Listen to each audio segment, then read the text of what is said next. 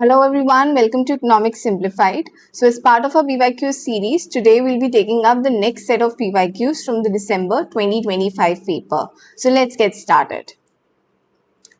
Okay, so अब यहाँ पे आपको एक comprehension दिया गया है.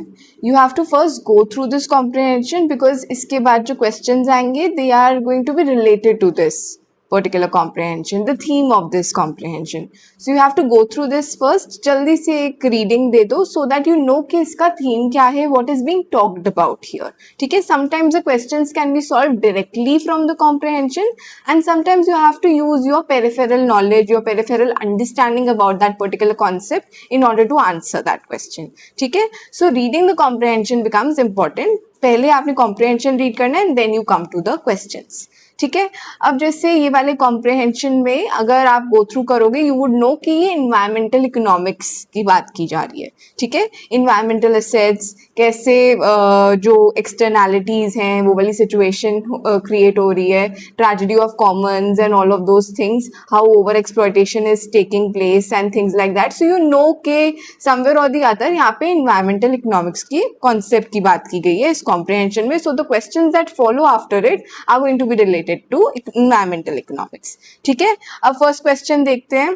The first question says that the concept of tragedy of commons was founded by, so you have to basically tell कि tragedy of commons का जो concept है वो किसने दिया था.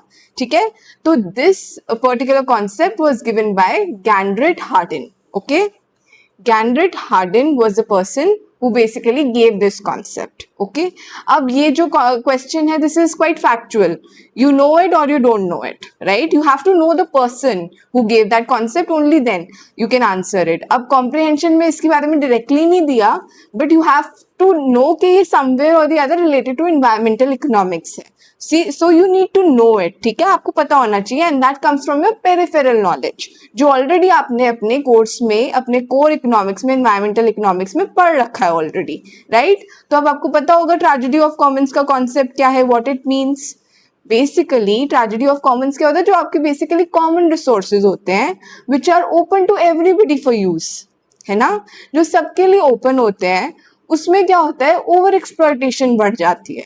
When everybody has the right to use a particular resource without having to actually bear any fee or any payment, कुछ उनके ऊपर बर्डन नहीं आ रहा है उसको यूज करने के लिए, तो अल्टीमेटली व्हेन दे नो कि उनके पास ये जितना भी अवेलेबल है वो यूज कर सकते हैं विदाउट एनी रिस्ट्रिक्शन, तो ऑब्वियसली ओवर एक्सप्लॉयटेशन होगी and everybody is going to see their own self interest. वो अपना फायदा देखेंगे and when they do that they do not think about कि वो नेचर के साथ क्या जो एक्सप्लॉयटेशन और डैमेज कर रहे हैं. They are not going to think about the long term repercussions of what they are doing now, right? तो इसको ट्रेजेडी ऑफ कॉमन्स कहते हैं, right? This was the concept that was given by Gandrit Hardin. You need to know this, okay? So next question is basically talking about public goods. अब public goods के आपको इसके लिए features पता होना चाहिए. इस question में पूछ रहे हैं कि which of these is not a property of public goods. ठीक है, public goods की property नहीं है, ये आपको बताना है.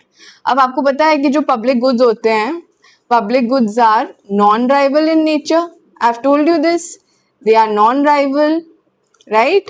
They are non-excludable, right?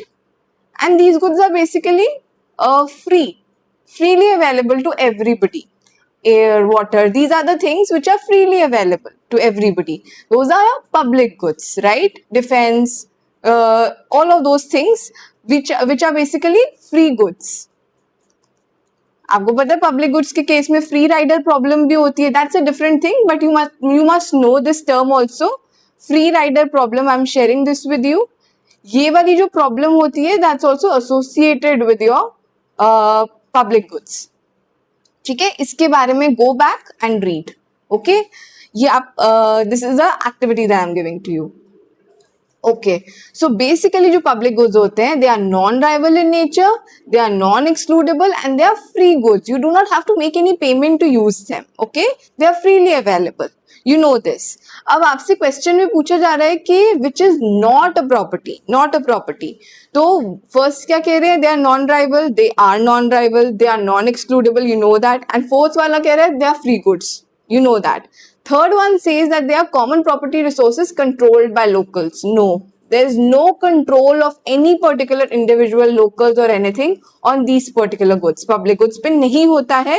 So in that case, your option 3 becomes the correct answer for this particular question because it is not a property of public goods. Okay. Next.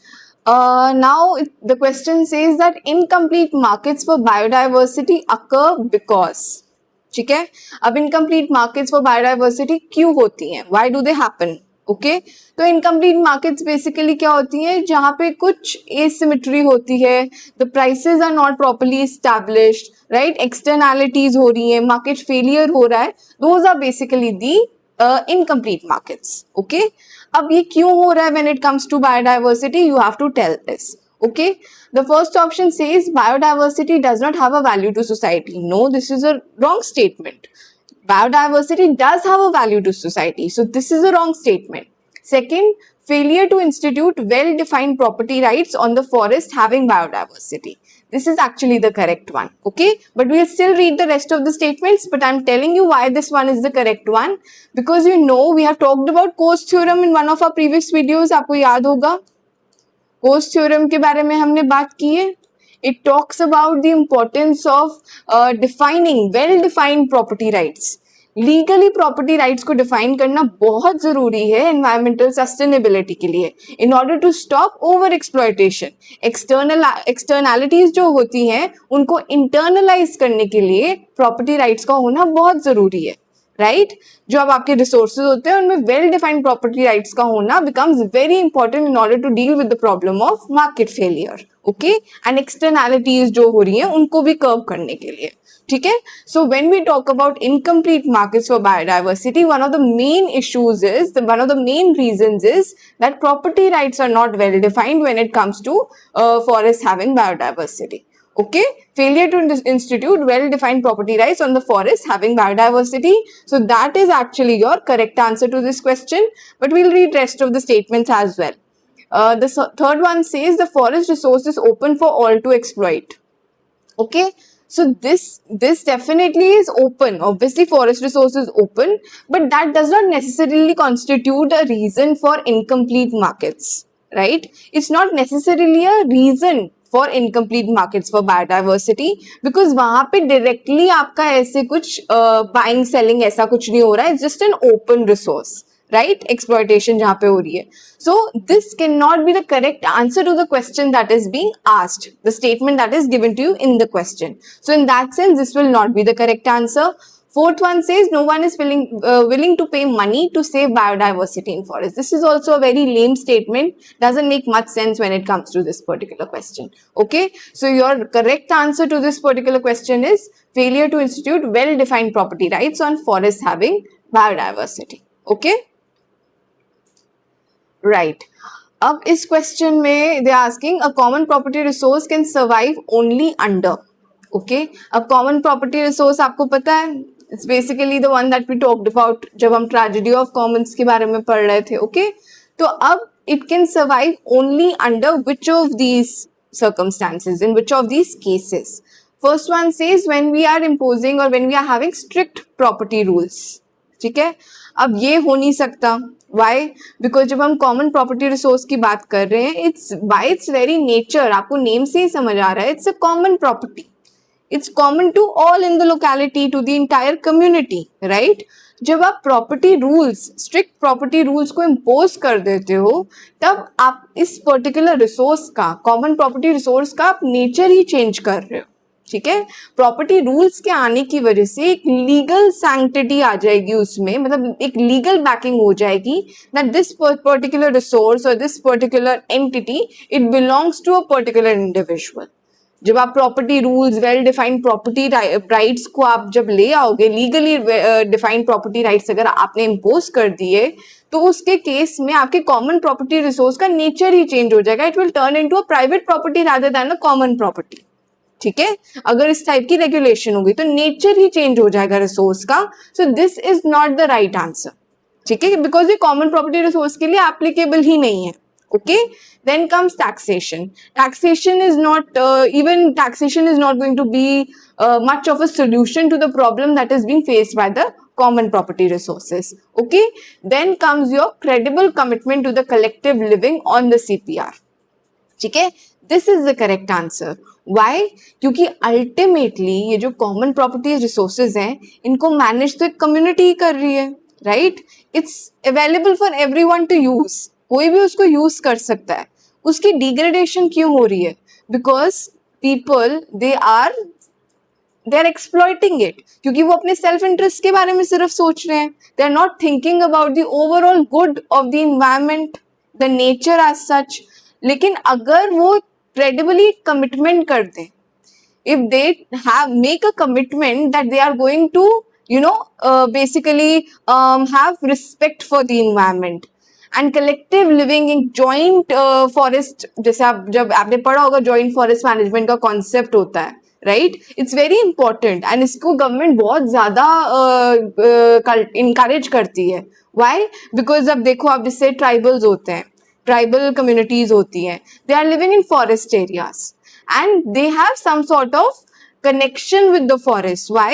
Because उनका source of livelihood forest होते हैं, but at the same time एक symbiotic relationship है उनका.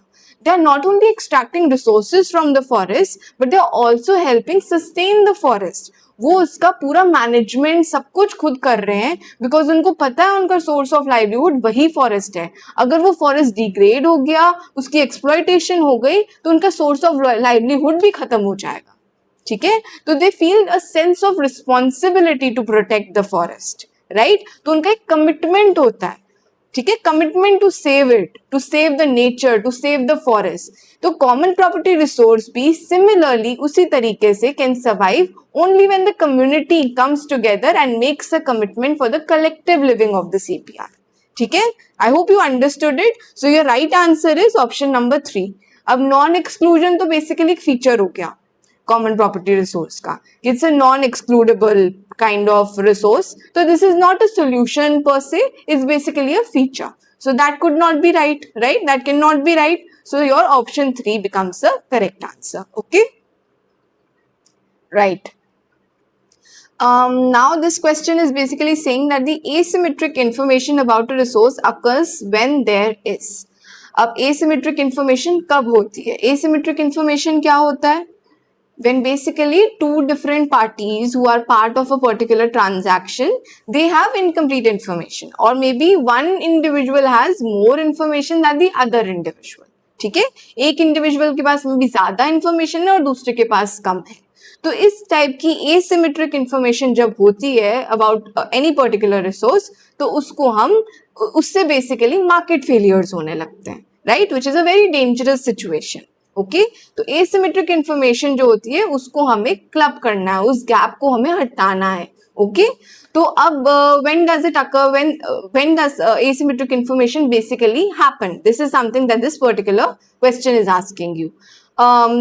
The first option says government intervention. No, that is not the right one. Of course it can't be कि government intervention की वजह से asymmetric information कैसे हो सकती है? Government in fact is actually trying to regulate जो asymmetry है by intervening in between, right? Second is non-rivalry. अब ये भी is not a reason. I mean, it's basically a very different concept that they are talking about, which has no direct relationship with asymmetric information. Non-excludability, similarly, इसका भी ऐसे कोई direct नहीं है. Fourthly, moral hazard and adverse selection. These are actually the things which are causing asymmetric information, right? The fourth option जो आपका है, that is the correct answer. Asymmetric information about a resource occurs when there is moral hazard and adverse selection. ठीक है, और moral hazard adverse selection क्या concepts हैं, इनमें क्या होता है basically, ये भी आपको पता होना बहुत जरूरी है. Go back and read about it. And इन दोनों के बीच में जो difference है वो भी आपको पता होना चाहिए. It's very important. Go back, read and share it with me. Okay? Right, तो अब आपका जो फर्स्ट कॉम्प्रिहेंशन था उससे रिलेटेड जितने भी क्वेश्चंस थे वी हैव कवर्ड इट. अब now we have another comprehension. Okay, अब ये इस कॉम्प्रिहेंशन के बेसिस पे you will have the next set of questions, इसी से रिलेटेड होंगे. ठीक है, अब इस पर्टिकुलर कॉम्प्रिहेंशन में बेसिकली आपकी इंटरनेशनल ट्रेड की बात हो रही है. ठीक है, international trade, multilateral trade, how the WTO was constituted, the World Trade Organization was constituted basically to enhance trade between nations, right जो डिफरेंट कंट्रीज है वर्ल्ड की उनके बीच में ट्रेड को फैसिलिटेट करने के लिए WTO बनाया गया था, उसके लिए रूल सेटअप करने के लिए, उसको रेगुलेट करने के लिए, उसको सुपरवाइज करने के लिए, जो अगर कोई ग्रीवांसेस होते हैं, कुछ भी चीजें होती हैं उनको सॉल्व करने के लिए, ठीक है, कोई भी ग्रीवांस है या एनी डिस्प्यूट्स होते हैं, WTO is taking care of all of those things related to international trade. तो इस चीज के बारे में, but now this particular passage is talking about how things are changing now, ठीक है, जब आपकी ग्लोबलाइजेशन वगैरह हुई थी तो it talked about how you have to open up your economy, right, international trade को हमें इनकरेज करना है, बट अब धीरे धीरे हम देख रहे हैं कि सारी कंट्रीज प्रोटेक्शनिस्ट होती जा रही हैं, राइट, प्रोटेक्शनिस्ट होती जा रही है, इंटरनेशनल ट्रेड जो है अब कम होती जा रही है, because all the countries are inward looking, they are looking at their own industries, उनको प्रमोट करने के लिए, तो इसके लिए जो आपका इंटरनेशनल ट्रेड है it is taking a hit. So आपका जो ये वर्ल्ड का जो ट्रेड ऑर्डर, ये जो इकोनॉमिक ऑर्डर है वो चेंज होता जा रहा है धीरे धीरे। So this particular passage is basically talking about that. Okay, तो आप सबसे पहले इस पैसेज को रीड करोगे, you are going to give a quick reading to it, and उसके बाद ही आप अपने क्वेश्चंस को सॉल्व करना स्टार्ट करोगे। Okay, so the first question says what violets free and fair trade. Okay, free and fair trade को इनमें से कौन सा ऑप्शन जो है वो वायलेट करता है, ठीक है, let's read them. First one says imposition of high and unfair tariffs. This is a right answer. Okay, so your option one is the correct answer, but let's read the rest of them also. Second says weak structure of regional economic associations and bilateral trade forums. This cannot be the right one because free and fair trade to sorry free and fair trade तो basically multilateral trade को encourage कर रही है, तो how can bilateral trade का weak structure be a violation of free and fair trade, right? So second is not the correct one. Third says world leaders speaking in favor of WTO. How can world leaders speaking in favor of WTO be violating free and fair trade? This would actually encourage free and fair trade, right? तो ये भी आपका सही नहीं है. Fourth, keen interest by USA and Europe. This cannot be also the correct one, because if the most powerful nations of our world are supporting free and fair trade, that would actually be something that would boost international trade rather than violating it, है ना? तो इस वजह से आपका जो first वाला statement है, imposition of high and unfair tariffs, that's actually the right answer. This is what violates free and fair trade, because जब ये free and fair trade की बात होती है तो आपका सबसे पहला ही क्लॉज ये होता है कि जो आपके टैरिफ्स हैं, अननेसेसरी टैरिफ्स हैं, उनको आपको हटाना है, ठीक है, उनको कम करना है, बट अगर आप उनको इम्पोज कर रहे हो, that's actually a violation of your free and fair trade, right? Okay, so your next question is about globalization. It says globalization is an outcome of, so you have to tell globalization किसकी वजह से basically हुई है, ठीक है? First statement, exit of Britain from the European Union. अब this is definitely not the right one. मतलब on the face of it ही आप बोल सकते हो कि this is not correct. How can Britain and EU basically change the entire thing of the world? मतलब entire world को कैसे impact कर सकते हैं in terms of how the world is going to carry on their trade? Britain has exited from the European Union, तो उसकी वजह से it's not going to change how the entire world is going to trade with each other, right? Moreover, this happened much later. Britain had exited European Union much later. Globalisation तो पहले ही आ गई थी, उससे काफी पहले आ चुकी थी, तो इट्स नॉट दैट ब्रिटेन के करने की वजह से ग्लोबलाइजेशन आई है, ब्रिटेन के एग्जिट की वजह से. So this is not the correct answer, ठीक है? Second one, initiatives of the USA. अब this is also not the correct one, because अब आप एक कंट्री से एसोसिएट नहीं कर सकते एक कॉन्सेप्ट को, right? It has to be some organization which is actually running the affairs of the entire world, ठीक है, in affairs of the entire world to be able to influence those policies, right? अब third वाला आप देखो, the role played by multilateral lending and trade forums. This is actually the correct one. ठीक है, एक particular country, no matter how powerful that country is, but you can't basically associate one particular country with how the entire world order is changing. You can in certain circumstances, but when you know that there are specific organizations, or in the history, in the economic history, you are aware of how the things developed, तो आप फिर उन चीजों का ध्यान रखोगे. तो on the face of it, जब आपको मे बी लग रहा हो कि ओके मे बी यूएसए के इनिशिएटिव्स की वजह से ऐसा चेंज आया हो, because it's a superpower, it has the power to basically change the policies of the world, how things happen, but still you have to, that's why always emphasise कि even if आपको लग रहा है कि ये particular question या statement correct है, do not just mark it at that moment and leave the rest of the statements.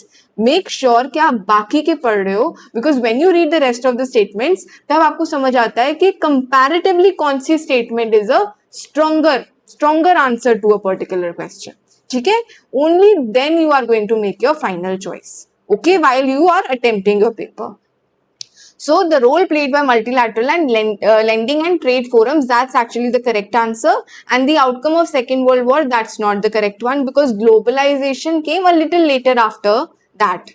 Not exactly because of the Second World War this happened. However, things started changing धीरे धीरे after the Second World War, but not immediately after that कि globalization हो गई. So there were some other reasons जिसकी वजह से immediately आपका जो immediate cause था, immediate जो उसका effect था, वो globalization थी, immediate outcome so to say.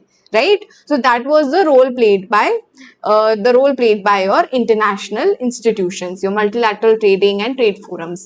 I can connect this very easily जिससे आपको ये और अच्छे से समझ आए. You take the case of India. अब इंडिया का आपको पता है कि LPG रिफॉर्म्स आए थे, right? LPG reforms had come 1991 में, जो आपकी न्यू इकोनॉमिक पॉलिसी आई थी, राइट? 1991 में जो रिफॉर्म्स हुए थे उसके अंतर्गत आपके ये LPG liberalisation, privatisation and globalisation का कॉन्सेप्ट आया था. So why did that happen?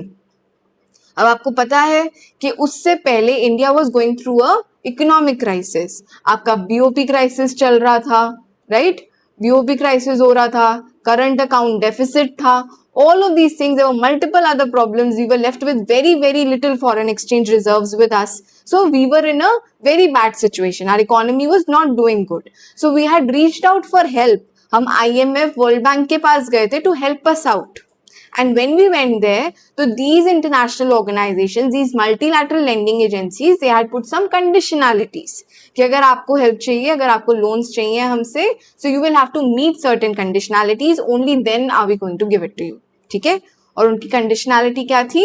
आप liberalize करो, privatize करो, globalize करो अपनी country को, ठीक है? अपनी country को open up करो, ट्रेड को एनकरेज करो, इंटरनेशनल ट्रेड को एनकरेज करो. उन्होंने ऐसी शर्तें रखी थी and we had no other option but to give in, and that's how the LPG reforms happened.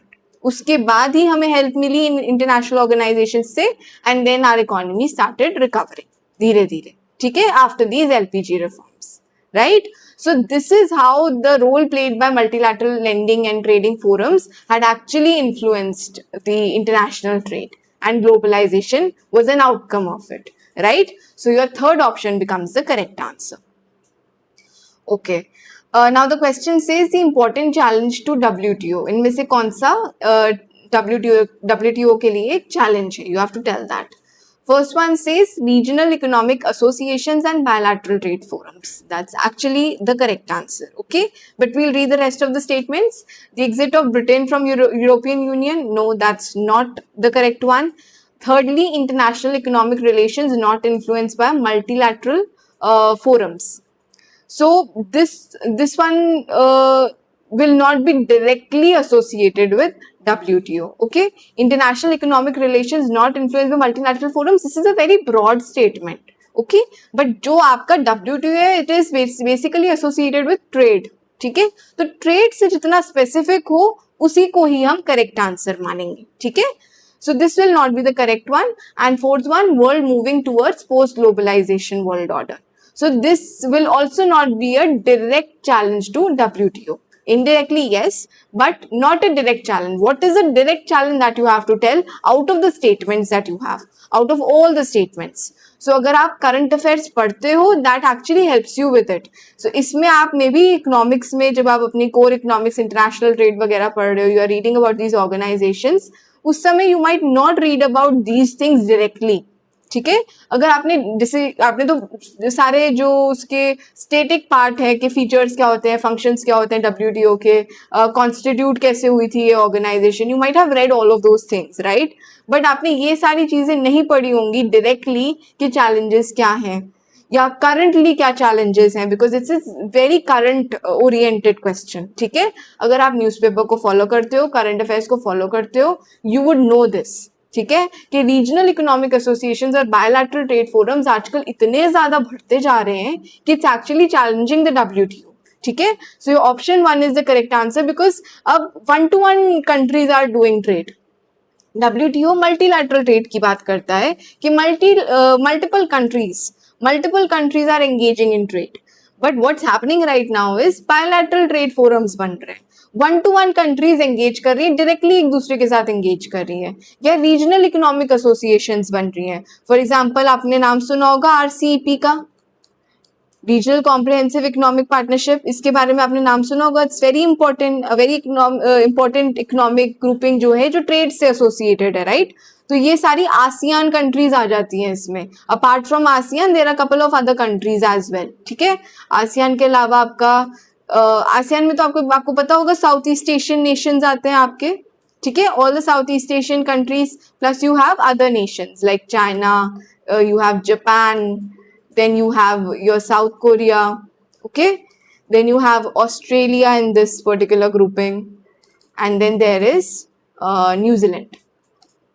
ठीक है, so this is something which is important from your current affairs perspective. ठीक है, तो ये भी चीज आपको पता होनी चाहिए, मैंने आपको बता दी है. तो this is a kind of regional economic grouping, but this is not in the favor of multilateral trade. So this is actually a challenge to the WTO. Right? So your correct answer to this particular question is your option number 1. ठीक है, अब we come to the next question. The nature of present international economic relations. Now, which of these statement best suits this particular thing? USA and European countries are not violating international understandings. This is clearly a wrong statement. You know that how certain countries are actually going against the norms, against the rules in order to just, serve their own interests, right? तो ये आपका correct statement नहीं है. Okay? Then you come to the second one. Multilateral forums are relegated to the background. That's happening. That's what we talked about. जो इससे पहले वाला question था उसमें हमने यही बोला था ना कि मल्टीलैटरल ट्रेड से हम दूर होते जा रहे हैं. We are moving towards bilateral trade, right, and regional economic associations, उनकी तरफ जाते जा रहे हैं. So multilateral forums are being relegated to the background. So this is actually the correct answer. What does the third one say? Increased role is given to multilateral economic and political institutions. Do you think that's happening at present? In fact जो आपके multilateral organisations हैं, institutions हैं, उनकी तो relevance आजकल question हो रही है, because things are changing so fast and the way things are developing. Multilateral जो ऑर्गेनाइजेशंस हैं, इंस्टीट्यूशंस हैं, उनको तो बेसिकली क्वेश्चन करने लगे हैं कि उनकी रेलेवेंस क्या रही है अब. ठीक है, सो उनका इंक्रीज रोल नहीं हो रहा है. So this is a wrong statement. Fourth, world leaders are giving message that globalisation is improving. No, that's not happening.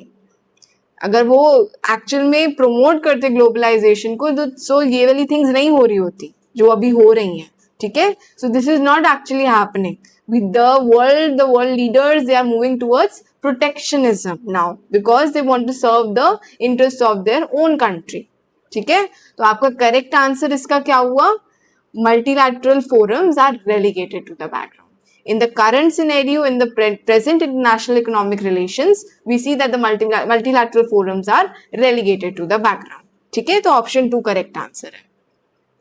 Right, अब आपसे पूछा जा रहा है the passage conveys which of these messages. ठीक है, तो अब इसके लिए पैसेज को पढ़ना तो एक्सट्रीमली इंपॉर्टेंट है. ठीक है, मतलब rest of the questions could still be answered if you had an understanding about your international relations, your international trade and your current affairs. ठीक है, अगर ये सब आपको पता है.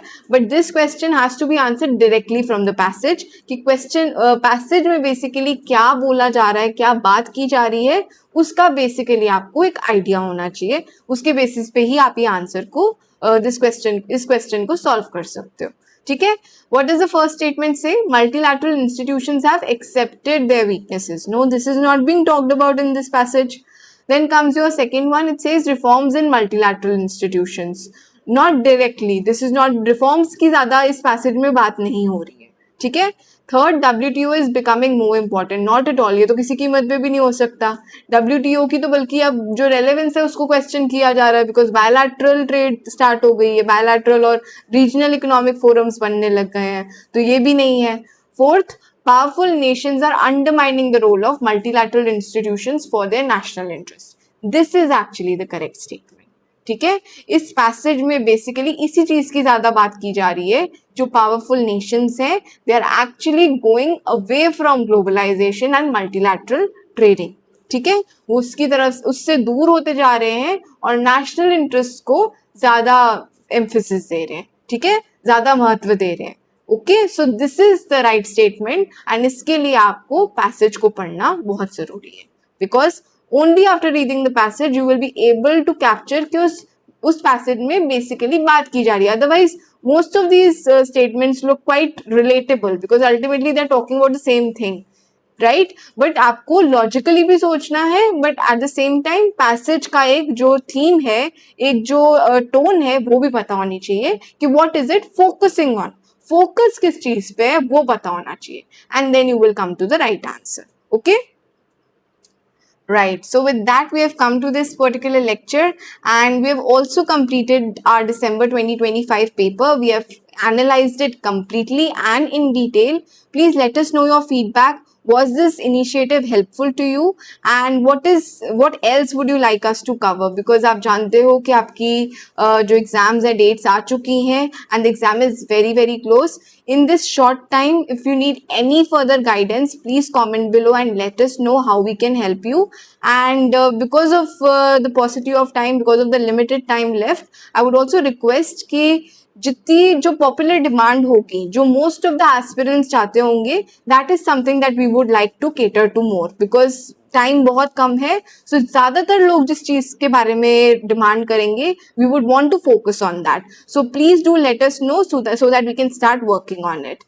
And with that, we'll call it a wrap. Stay curious and keep learning. All the very best.